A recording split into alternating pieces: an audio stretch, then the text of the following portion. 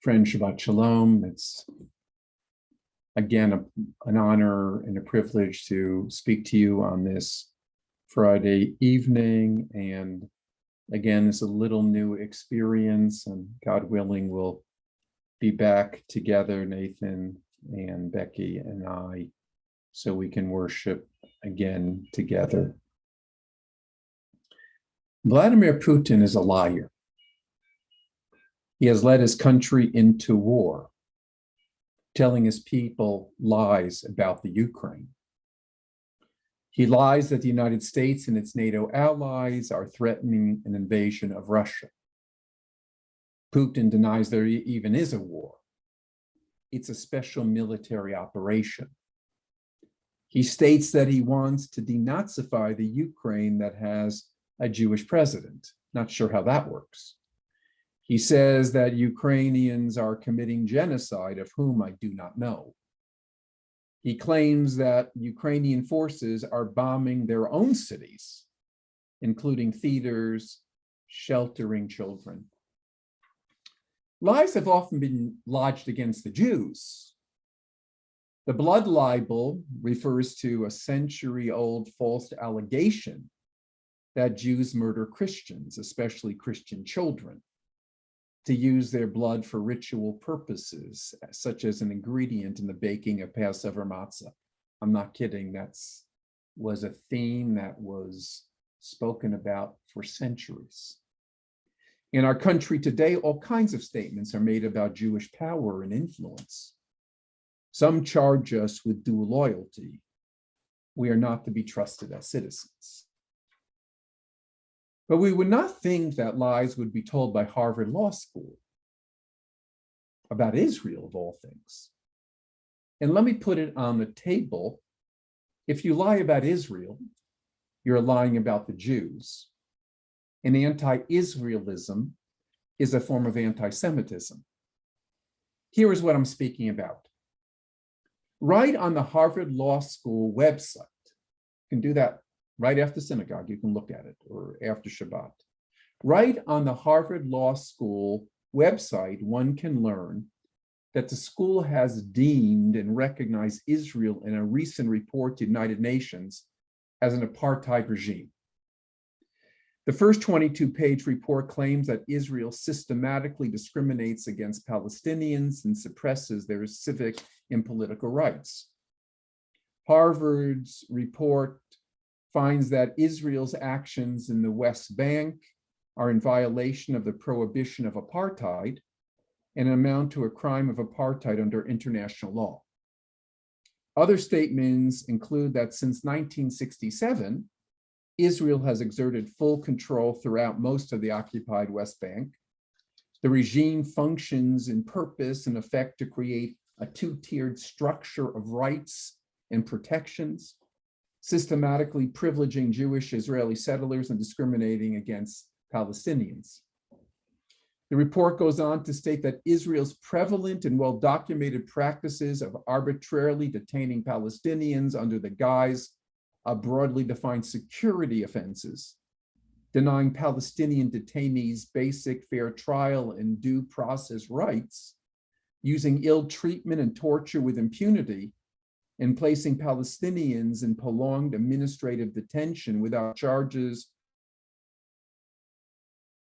to the inhumane act of denying Palestinians the right to liberty of person. Furthermore, they accuse Israel of inhumane acts and the deliberate creation of conditions preventing the full development of such a group by denying them basic human rights and freedoms. And Harvard Law School goes on to accuse Israel of persecution, severely restricting Palestinian exercise of their basic rights to free expression and free association and assembly.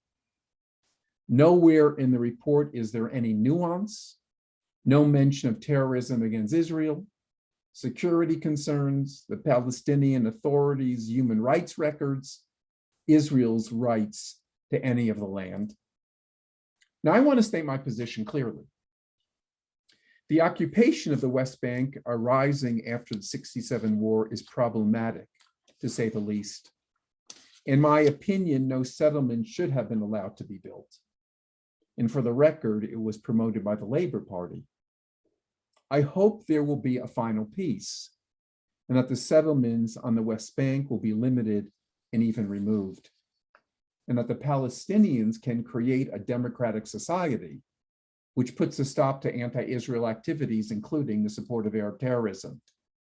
But friends, this report is filled with lies. Go on the website and read it. Make your own judgments.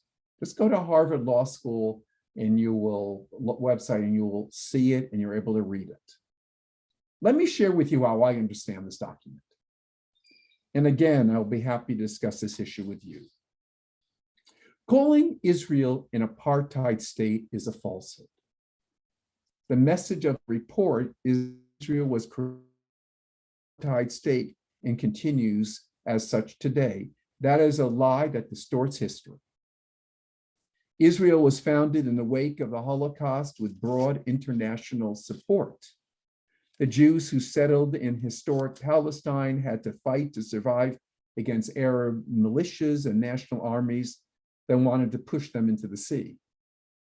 The report makes no attempt to explain Israel's laws and practices in the context of many wars Israel's had to fight since 1948. The question is, who practices apartheid? The defining characteristic of apartheid is the rigid separation of groups in public spaces and positions of power. One might consider it apartheid if a government enforces a policy of extrajudicial execution of members of a disfavored group. Here is the fact. All these apartheid policies are practiced in the West Bank and Gaza by the Palestinian Authority's government against Jews. And the report doesn't say that. In all areas controlled by Israel, Jews and Arabs mix openly. Yet the Palestinian Authority has for decades ruled over Gaza and about half of the West Bank. And all the areas under its jurisdiction are Jew-free. Palestinian law makes selling land to Jews a crime punishable by death, often without trial. In Israel, by contrast, Arabs enjoy full property rights enforced by the courts against Jews. The Palestinian government pays terrorists for killing Jews. The more people killed, the bigger the bounty. It regularly imprisons the agents who speak out against the policies. Sounds like Russia, doesn't it? In all the territories controlled by the Palestinian government, Jews are prevented from worshiping at their holy sites. Palestinian officials and educators deny any Jewish history or connection to Israel. In Israel, on the other hand, though it is the only Jewish majority country in the world, Judaism is not the official religion. By labeling Israel an apartheid state, the implication is that Israel is illegitimate and needs to be deconstructed, dismantled, in other words, destroyed. Shame on those students and faculty who have this incomprehensible need to delegitimize Israel. Within Israel, there are safeguards aimed at ensuring the equal treatment of all citizens, Jews or Arab, and Israeli laws and democratic institutions, including the independent courts and robust free press, assigned to uphold and speak out for these rights. Representing over 20% of Israel's population, Israeli Arab citizens serve as judges, ambassadors, legislators, journalists, professors, artists, and play prominent roles in all aspects of Israeli society. And for the first time, as of June 2021, an Islamist Arab political party is a partner in a governing coalition. Yes, there are problems in Israel that need to be addressed. If you deny this, you're also lying. But it is an untruth that Israel practices apartheid, and that because of that, Israel is not legitimate. That's just a lie. And anyone who spouts it, them, because they've lost a sense of reality. But let's get to the real world at this moment. Take the Ukraine. Israel is a leader in humanitarian aid to Ukraine. Israel is only one of about 20 countries recognized by the World Health Organization for sending medical teams for humanitarian aid. Building on that tradition, Israel was one of the first countries to bring humanitarian relief to Ukraine after the Russian invasion. Israel's staffed field hospital in Ukraine is functioning. So far, Israel has sent 100 tons of humanitarian aid over the past weeks to Ukraine, which has included medical supplies, water purification systems, winter coats, sleeping bags, and other items. Israel's aid in Ukraine is for all Ukrainians, not just for Jews. Israel's aid is unconditional despite historic periods of Ukrainian anti-Semitism. I wonder if Harvard Law School would acknowledge that. I doubt it. Lying is toxic. Toxic. It is the foundation of tyranny. Truth is liberating.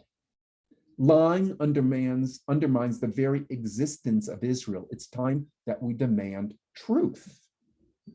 All because one goes to Harvard Law School doesn't mean that one knows what they're talking about and is free of bias.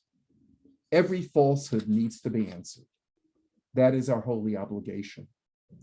And the security of the Jews and all free people everywhere depend on this. Shabbat Shalom.